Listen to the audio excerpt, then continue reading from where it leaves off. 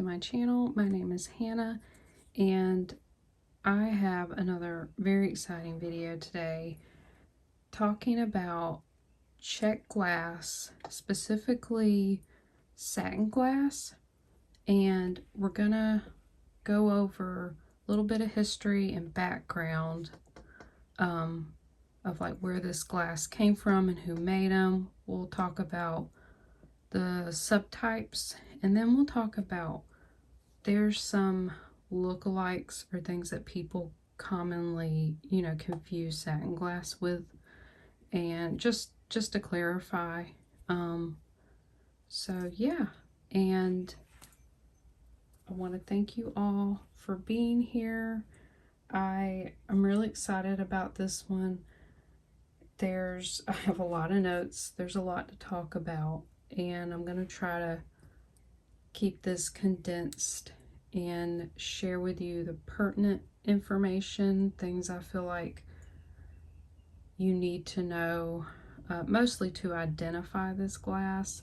There's a lot of history. There's a lot of things that I'm not going to go over in this video just for time's sake, but I will share with you in the description my sources. I have a few online articles and I have some books, and I'll just quickly share with you. One of them is Baubles, Buttons and Beads, The Heritage of Bohemia, and this one's by Sibylle Jargstorf, and she has a lot of books on art glass, specifically more European glass. So I have glass and jewelry, and then also glass beads from Europe. I reference these all the time. I will also leave a link to the playlist of how to identify other types of glass. I also put in my sources there. You can find all that there. I've also started to link other people who've covered glass that I feel like I don't need to share because someone has already done a great job sharing. So there will be some videos in that playlist that I'll leave linked along with mine. So we will go over the history. If you've read some reference books or read online, you'll often hear the term Gablans, which was the city where these Czech glass makers were. There were just so many, and this was considered like the glass capital. They really had their height in like the late 1800s, so the Victorian era, and Gablans was the capital, which is in what is now known as the Czech Republic. It was also called Czechoslovakia, which a lot of Czech jewelry will be signed either Czech or Czechoslovakia. That region is also known as Bohemia, so you will also hear this type of glass be referred to as Bohemian glass. There's a lot of technicalities to where exactly the region borders, but I will show you, I'll show a screenshot of a map that shows sort of where historically Bohemia was, but it's modern day Czech Republic. And Gablans has been renamed. It is Jablanek nad Nisou. That is the current name for that city, and it's just north of Prague. I'll show them. You'll see it on the map. There's a lot of interesting kind of coexistence with different people that worked in glass in this area. There's actually German and I'll just say Austrian families that kind of worked close with each other in the same region. They were peacefully, competing with one another. Of course, there were wars throughout the years that disrupted the glass industry and whatnot. But anyways, this began probably about the early 1200s, 1300s. German families started to inhabit this area around Gablons. The industry really started becoming well known probably around the 1500s. More professional, families started businesses, and it really started to take off there. Like I said, the height of this was late 1800s, early 1900s, and actually a lot of the glass I have here is Art Deco, 1920s era jewelry. And then I have a few post World War II jewelry. After World War II, a lot of the German families that were in Bohemia or the Czechoslovakia were forced to leave and go back to war-torn Germany, and a lot of them settled in Bavaria, in a city now known as New Gablons. So it's basically, the new Gablons.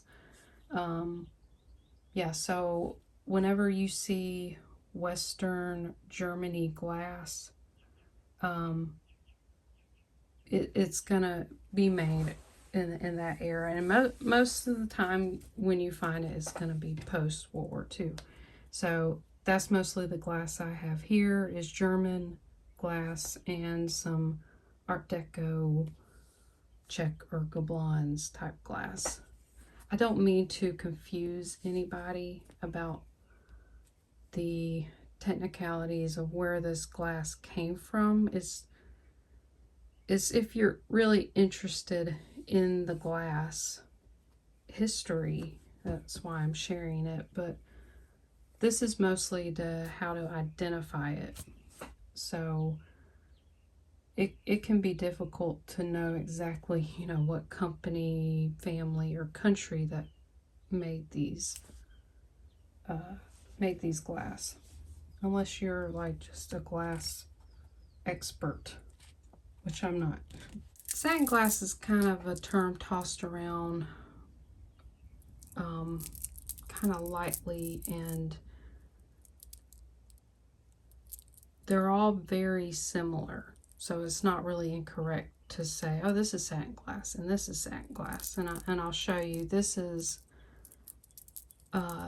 Czech glass, and it is from the Art Deco era, and it is lampworked, which means these beads were on like a rod, a mandrel, and you take the glass canes, which are thin rods, and you melt them with a torch and wrap it around the mandrel. So that's how you see these stripes right here, and they're just really beautiful, very silky, satiny finish. And then they added these lampworked flower details. So this is a more desirable satin glass piece. Another lampworked satin glass is this one. These have foil inclusions. I also have a video about the different foil glass beads. You can see here we have the same like spun, just very silky, smooth consistency to these glass beads. Here's some more lampworked satin glass. How these were made, they would take opaque and transparent glass and sort of make the rods with them, so you had a mixture of like transparent, opaque, and it would just give this really nice silky finish. Satin glass, as I said, were made by German makers and also Czech makers, And each family that created glass had their own company. They all had their kind of special recipe or special way of making it. So that's why you see all these differences and different styles. There was just so many different glass makers back in the day, and they were very prolific. They were just wonderful, talented people. Now, they became creative with the satin glass, and they would use them to imitate gemstones. So this is a perfect example. It actually gave this a name. They called it moonshine glass. I'm sure I butchered it, but it's a German name, which literally translated to moonshine, or a better translation is moonstone. Now, they also used this satin glass to imitate a star sapphire. And you see these a lot in pink, blue, here's a yellow, just different colors, and it has the star pattern. That's another very common glass you will see in vintage jewelry today. Now, I've had this necklace for a long time, and since really getting into glass, I finally figured this out. It's satin glass, and these are really unusually shaped. And you can kind of see the satiny look to these. It's almost like a white and a gray. You could tell it's got, you know, the transparent glass mixed in there with it. So this could be German or Czech, I'm not really sure. And oh, here is another finished jewelry piece with satin glass. You'll find a lot of these Art Deco, Art Nouveau, little pins and brooches will often have just a little satin glass stone in them. Like I said, different colors, green, pink, blue. I will also mention that this was very, very successful glass. That's why today you see it a lot in this older jewelry. And it was very adaptable. You could, you know, mold it and create these different designs, and it looks like something totally different. Like, I couldn't imagine how you made this glass to have that star pattern. Like, it amazes me. Now, here is some German satin glass, and I know they're German because these came from clip-on earrings that were marked West Germany, so I know they are. These are just really unusual molded glass. And then here's some black and pink satin glass. And then here is a finished necklace. Some of these are acrylic, but these unusual pebble-shaped beads are satin glass. You have the black. There's transparent glass mixed in there with the green. It gives us this really unusual look. So I want to say this is also West German glass. They did this a lot. They would take black, transparent, and mix it with another color. And I showed these already, but these are the same shape. You can actually see the transparent look in these as well. And then these have a satin bugle bead. These are not faceted, so they are not, you know, the Atlas glass. So another type of satin glass, in my research, it was considered mother of pearl glass. And it was made with just a ton of air bubbles in it, and it would create almost this natural shell look. And these are really unusual. Actually, I'm not sure where these are made.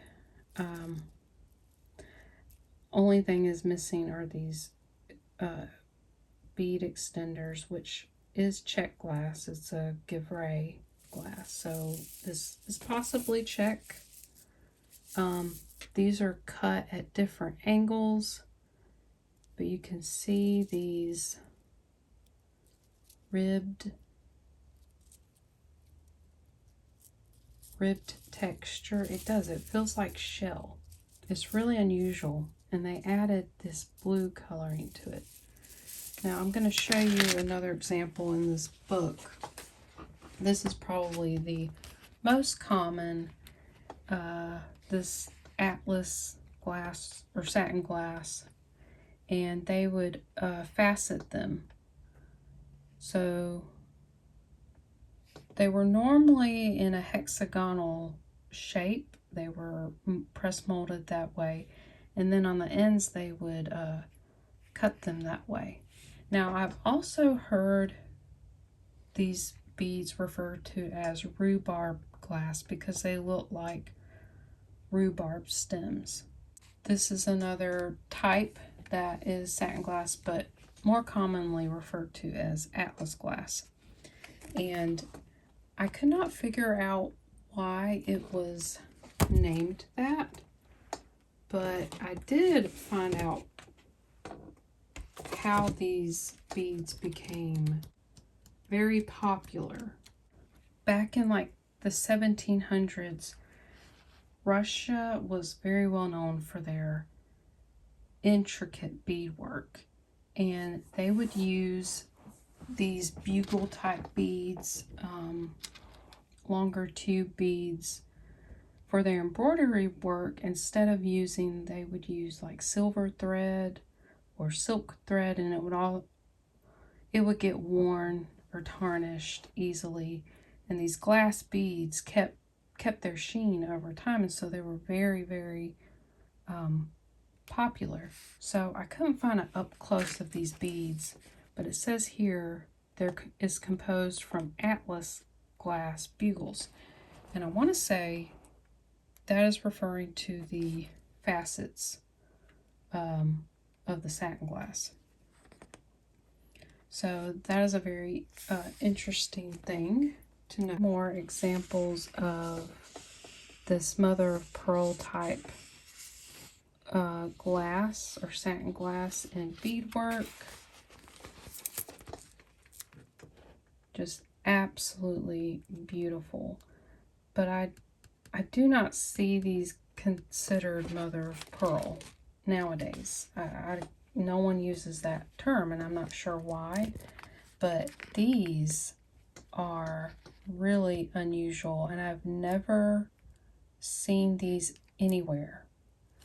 They look like a candy striped, and these are actually Murano glass. So be on the lookout for these. These are absolutely beautiful, and I've never come across these. And there's a whole section about these mother of pearl beads, how they're also considered satin glass, but the glass was extremely bubbly. Here's a great example of different press molded. So you have like clover here, and then this like diamond quilted pattern. Just very, very beautiful. Here's some more of that mother of pearl or Atlas glass. You can kind of see here they're faceted. They're normally a bugle or tube type bead when you see them. Here's some more gorgeous mother of pearl, and these have trailings, flower details on them. Here's one on just some ribbon, it looks like. Just beautiful. Now I want to talk about some beads that look very much like satin glass, but they are different materials. So these are lucite or acrylic. You can tell because they're warmer to the touch than glass, and they're typically lighter in weight. But they have this shine, this silky look to them, which is often referred to as moon glow lucite, which is interesting because we also have moon glow glass, which is satin glass. And then modern day glass that I think often gets confused is cat's eye glass. And I was really diving deep into like how this glass was made, and I really could not figure it out, but it has that satiny look as well, but it's cat eye because it has it's referred to as chatoyancy, which means cat's eye effect. So it just has this like ray of light that kind of bounces through the glass. Very pretty. You normally see just the round colored beads, but it's often referred to as fiber optic glass. So totally different glass, but it does look very much like satin glass. So that concludes today's episode, and I hope you guys really enjoyed this. I hope you guys learned a lot, and please, if anybody has other comments or things to add, even a correction, please leave it in the comment, because this is a place for all of us to learn, and I love to hear from you guys because I learn just as much from everybody else who comes to visit my channel as you guys learn from me, and I really appreciate the support. Thank you so much for watching. Please, if you would like, you could share this video. Also, please give it a thumbs up. I will see you guys in the next video.